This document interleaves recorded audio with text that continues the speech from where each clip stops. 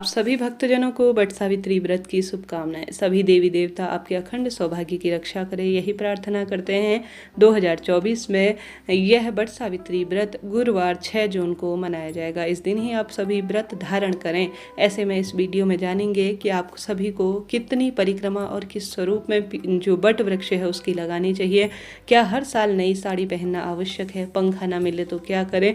और घर पर अगर बरगद का पेड़ अगर आप सभी जैसे नहीं मिल पाता है तो कैसे आपको पूजा करनी चाहिए, यह भी वीडियो में जानेंगे। तो अंत तक बने रहिएगा। जैसे कि आप सभी जानते होंगे, जो यह बट सावित्री व्रत है वह चमत्कार के स्वरूप में जाना जाने वाला व्रत है। यह ज्येष्ठ माह की अमावस्या तिथि को मनाया जाता है। हालांकि महाराष्ट्र इत्यादि क्षेत्र में यह ज्येष्ठ पूर्णिमा के दिन भी मनाया जाता है। इस वर्ष बहुत सुंदर दुर्लभ सहयोग बन रहे हैं जो कि अपने आप में अद्भुत है। 6 जून के दिन चमत्कारी स्वरूप में दिन हो रहा है जो कि अपने आप में विशेष है। ऐसे में 6 जून को आप सभी व्रत को धारण करें। नया व्रत शुरू करना चाहते हैं तो कोई दिक्कत की बात नहीं, कोई डरने झिझकने की बात नहीं है। जो है आप नया व्रत इस साल शुरू कर सकते हैं। आप सभी सुंदर पहले ही अमावस्या तिथि जिस दिन होगी व्रत होगा, कोशिश करें उस दिन नया जो है कोई भी सुहाग का सामान न लाएं तो बेहतर होगा। पहले से ही गुरुवार से पहले बहुत अच्छा दिन है, सोमवार का शुक्रवार का बाजार जाइए और अच्छा सा अपने लिए चूड़ी, बिंदी, सुहाग की सामग्री और आपके यहाँ का रक्षा सूत्र पहना जाता है बट सावित्री का धागा, तो वह अच्छा दिन देखकर आप सभी लेकर आएँ तो शुभ माना जाएगा, श्रेष्ठ इसका फल मिलता है। जो भक्तजन इन चीज़ों को जानते हैं, चीज़ों को समझते हैं, वह करते भी हैं और इसका बहुत अच्छा सुखद परिणाम मिलता है। देखिए, हालांकि वह दिन सबसे बड़ा दिन है जो कि व्रत के स्वरूप में और सुंदर स्वरूप में है गुरुवार का, पर अमावस्या तिथि कहीं ना कहीं किसी न किसी स्वरूप में सुहाग की सामग्री को खरीदने के लिए ज़्यादा श्रेष्ठ नहीं मानी जाती। तो किसी अच्छे दिन को देखकर आप सभी सुहाग की सामग्री पहले दिन ही आप अपने घर पर लाकर रख लीजिए। आप सभी को इस दिन, जैसे कि शास्त्र प्रमाण कहता है, बट वृक्ष में जो है ब्रह्मा जी महाराज और महादेव और श्री हरि का वासा माना जाता है जो कि अपने आप में अद्भुत है। इस बट वृक्ष की पूजा करने से सभी तरह के दोष खत्म होते हैं और पति बच्चों की दीर्घायु होती है। माता सावित्री ने भी अपने पति के प्राणों की रक्षा के लिए बट वृक्ष के नीचे ही जो है विशेष पूजा अर्चना, कहने का अर्थ है इसी के नीचे उनके पति के प्राण छूटे थे और यमराज जी से वह इसी दिन अपने पति के प्राण हर कर लाई थी। तो ऐसा वरदान प्राप्त है, जो भी बट सावित्री व्रत के दिन बट वृक्ष का विधि विधान से पूजन करेगा उसकी मनोकामना बिन मांगे ही पूरी हो जाएगी। तो आप सभी को क्या करना है कि ब्रह्म मुहूर्त में जो है सभी कार्यों से निवृत्त होकर आप सभी के यहाँ, कई भक्तजनों के यहाँ दोपहर के बाद बट सावित्री व्रत पूजन किया जाता है। कई भक्तजनों के यहाँ सुबह सुबह ही, गर्मी का मौसम है, पेड़ के नीचे खड़ा हो पाना काफ़ी कठिन हो जाता है। इस कारण से अपने क्षेत्र के अनुसार आप पूजा इत्यादि कर लीजिएगा। साथ ही प्रश्न आते हैं कि दीदी हमें बट का पेड़ नहीं मिल पाता है तो हम सभी को क्या करना चाहिए। तो आप सभी को बतलाते हुए चलूँ कि अगर आपको बट का पेड़ नहीं मिल पाता है तो आप सभी जो है, जैसे बट का पेड़ बहुत दूर है तो आप 5-6 दिन पहले से या अपने घर पर 2-3 दिन पहले से, अगर आप वहाँ नहीं जा सकते तो प्रबंध करें कि आप बट के पेड़ का टहनी लाकर अपने घर पर किसी गमले में थोड़े दिनों के लिए रख दीजिए। जल्दी वह सूखती नहीं है, फिर उसका पूजन आप सभी कर सकते हैं। अगर ऐसी स्थिति है कि बट का पेड़ है ही नहीं, कहीं आसपास बहुत दूर दूर तक नहीं है, तो आप तुलसी या पीपल को भी बट वृक्ष का साक्षी मानकर पूजन कर सकते हैं। अब न होने की स्थिति में यही किया जा सकता है, न करने से बेहतर है आप पूजन कर सके। या किसी भी बट पेड़ की पत्ती को भी आप सभी इस दिन पूजन के काम में ले लेते हैं तो बट वृक्ष की पूजा का ही परिणाम इसका मिलता है। इसके साथ ही प्रश्न आते हैं कि दीदी हमें बट वृक्ष की कितनी परिक्रमा लगानी चाहिए। तो आप सभी को बतलाते हुए चलूँ, अगर बट का वृक्ष छोटे स्वरूप में है, बड़े स्वरूप में है या किसी भी स्वरूप में है, आप सभी को कच्चा एक सूत ले लेना है और कच्चे सूत को अपने दाहिने हाथ की जो है हाथ की तरफ से आप सभी को परिक्रमा लगाना शुरू करना है। दाहिने हाथ से लगाते हुए आपको अपने बाएं हाथ की तरफ आना है।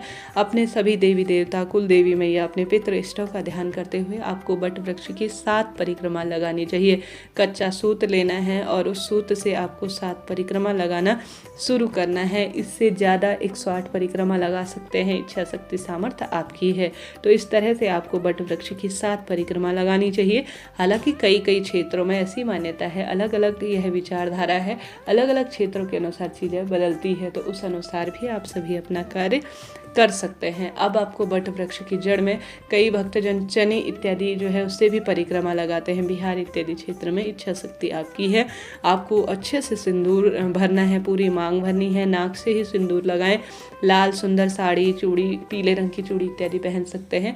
नई न हो पाने की स्थिति में ज़रूरी नहीं है कि नई आप सभी ले, पुरानी भी ले सकते हैं, परंतु वह धुली हुई होनी चाहिए, इस बात का भी आप सभी ध्यान रखें। साथ के साथ आप अपनी शादी का जोड़ा भी पहन सकते हैं, कोई दिक्कत की बात नहीं है। बहुत सुंदर स्वरूप में 16 श्रृंगार से युक्त होकर ही आप सभी को यह व्रत करना चाहिए। मेहंदी एक दिन पहले महावर इत्यादि लगा लीजिएगा। बहुत अच्छा दिन है उससे पहले बुधवार का, जो कि शुभ ही शुभ स्वरूप में जाना जाता है। साथ के साथ आप सभी आवश्यक रूप से, जैसा आपके क्षेत्र में पंखा इत्यादि का चलन है तो वह भी ला सकते हैं। हालांकि गर्मी के दिन है, बड़ी आराम से मिल जाता है कहीं ना कहीं से, तो उसका प्रबंध कर जैसा आपके क्षेत्र के अनुसार जो है पूजा जाता है उस अनुसार पूज लीजिएगा। अब आप सभी जो है 6 जून गुरुवार के दिन पूजा का शुभ समय बहुत अच्छा हो रहा है, सुबह के समय, तो आप सभी इसका जो है पूजन सुबह के समय ही करें। इसके अलावा मैं एक इसका वीडियो जरूर से आपको दूंगी जिसमें राहु काल इत्यादि का भी समय बतलाया जाएगा, परंतु अभी के लिए इतना ही। आप सभी को आवश्यक रूप से इस दिन विधि विधान से वट वृक्ष की जड़ में थोड़ा सा सिंदूर, कच्चा दूध, जल इत्यादि सिंचन करना चाहिए। वहाँ पर आपको विधि विधान से सारी चीज़ें, रोली, चंदन, मोली, अक्षत इत्यादि समर्पित करनी चाहिए। कच्चे सूत से परिक्रमा आपको करनी है, भगवान जी को प्रणाम करना है, स्पर्श करना है, अपनी मनोकामना कहनी है और साथ के साथ अपने सुहाग की सामग्री दान जरूर से करनी है। जैसे अपने घर के कोई भी बड़े व्यक्ति है उन्हें आपको श्रृंगार की सामग्री जरूर दान करनी है।